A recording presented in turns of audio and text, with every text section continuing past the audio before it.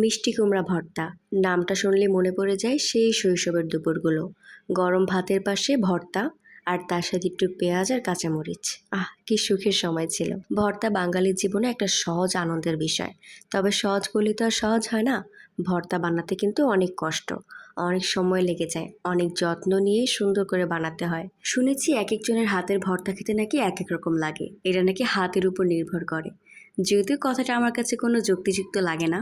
আমার কাছে মনে হয় একটু সময় নিয়ে একটু মন দিয়ে বানালে সব হাতের ভর্তা খেতেই মজা হয়। কুমড়াটা খোসা সহই পাতলা করে কেটে নিয়েছি।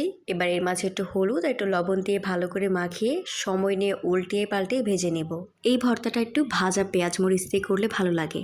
কাঁচামরিচটা আমি বেশিরভাগ ব্যবহার করি ভর্তায়। তেলের মধ্যে কাঁচামরিচ, রসুন, পেঁয়াজ সময় নিয়ে ভেজে নিব।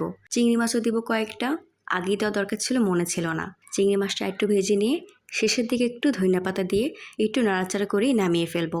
এই ভর্তা বানানোর সময় পুরো ঘর এত সুন্দর একটা ভর্তার ঘ্রাণে ভরে যায়। এই ভাজাভাজিগুলো করার ফলে আর কি এটা হয়। আর বাঙালি মানুষ তো ভর্তায় পাটায় বেটেই তারপরে খায়। এই ভর্তা যদিও হাতে মেখে খাওয়া যায়, তবে আমি পাটায় বাটতে ভর্তা পছন্দ করি না। মানে আমি পাটায় বাটতে ভালো পারি না, আমার হাতে বাটাবাটি সুন্দর হয় না। তো আমি বেশিরভাগ ভর্তা হয় হাতে মেখে না হলে ব্লেন্ডারে করে ফেলি। এটা হাতে মেখেও হতো, তবে ব্লেন্ডারে দিয়ে দিলাম, একটু আঠালো আঠালো ভাব হবে। তবে একেবারে মিহি করে ফেলবো না। ব্যাস, তৈরি হয়ে গেল আমার মজাদার মিষ্টি কুমড়া ভর্তা।